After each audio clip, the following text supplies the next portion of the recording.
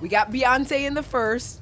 Now there's the passing of the torch, and we're getting Blue Ivy in this one. Have you had a chance to meet her yet?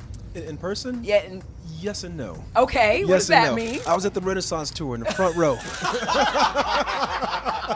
Well, I've met Mom, and I've not met the baby, except I was in the front row at the Renaissance tour. You saw this. But it's interesting. She worked the same way everyone else did. You know, we were all on these feeds, and she did a wonderful job. And speaking of Blue Ivy, a wonderful job bringing this character Kiara to life. I'm really proud of her. Really proud of the work she did, and I think the relationship she has with her mother is very much embedded in the film. I mean, it was just like incredible working with her.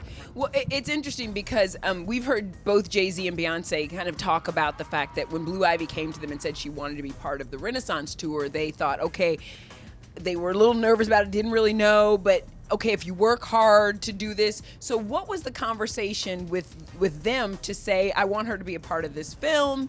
I mean, I have to be honest. I went to Blue Ivy. You know, it wasn't a package deal. When the script was done and I was thinking of the character, a friend of mine, Matthew Cherry, had made a short film called Hair Love, and Blue Ivy read the audiobook. Yeah. And I listened to it, you know, as we were thinking of who could play this character, and I thought, oh, this is it. It's like the right age, the right vibe. And I was like, you know, would she want to do this? And let's test it out. And she was just tremendous. There's some things she does in this film that are really emotional. Yeah. Like, she's a thespian. It was really cool. It had nothing to do with mom and dad and all that stuff. It was like, I want this person. And she was the right woman for the job. She's 12. The right young woman for the job. Right. Do we get to hear her sing, Lin?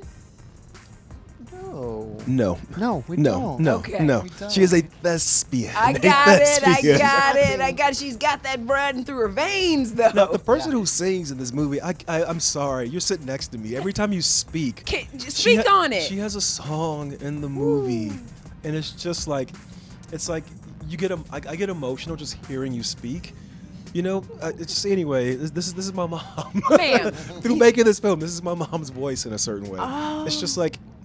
How does that make Incredible. you feel hearing that one, Anika? This is the first that I've heard that, and I actually have goosebumps. Yeah. You know, the song that was given to me is such a beautiful, beautiful message, and I am very moved by the fact that it moves you in that way, and I just hope that it touches people and says something to them and allows them to open themselves up to what home is. Long before they became legends, Mufasa and the prince who would come to be known as Scar became brothers. Hello, what's your name? Mufasa. I told you to wait for me. We can't just leave him here. Rules are rules, Tucker. The king will never accept a stray. I'm not a stray. I'm just lost. This is like all voice work. Is this the first time y'all have all been together? Yep. So. Yeah, this is it. This is the first time that y'all all been together to hang out. And so what's the vibe with everybody?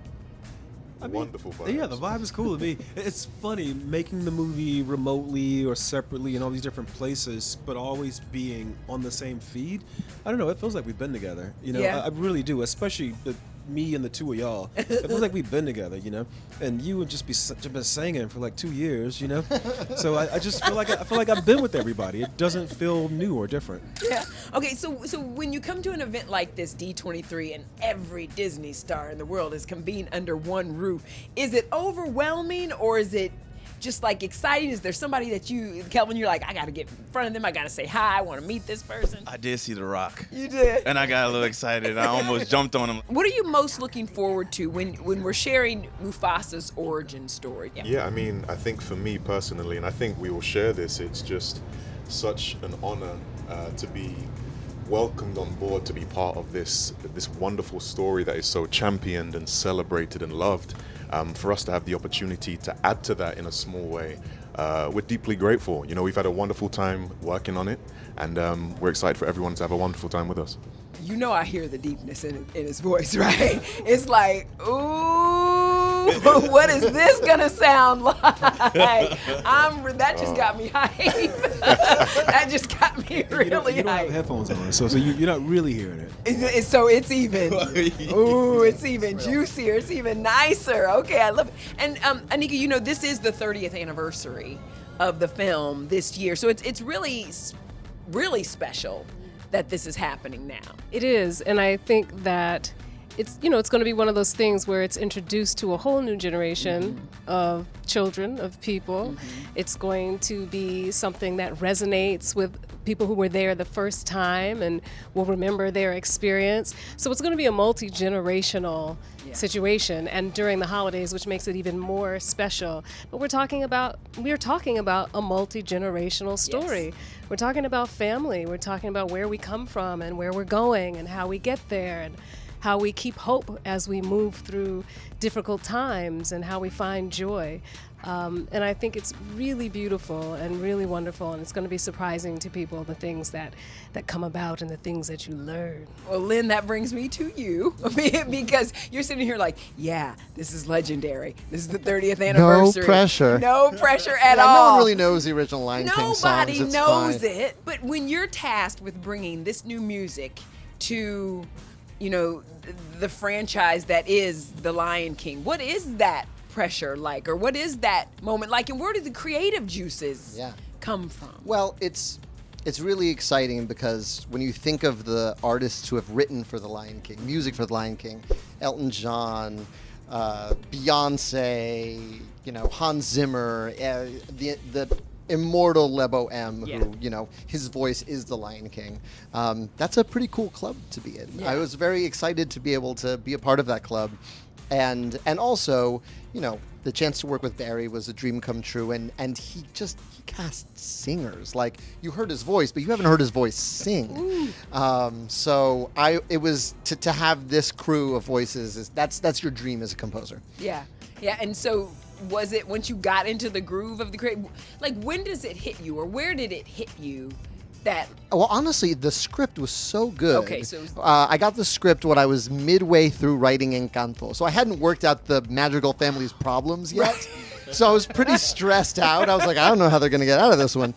And when Barry sent me the script, and it was one of those very rare moments where I could see where the songs went. Yeah. A lot of the titles of the songs are really from lines of dialogue that were already in the script. So it was all there. And then in terms of the feel, like, we all know what the Lion King sounds like.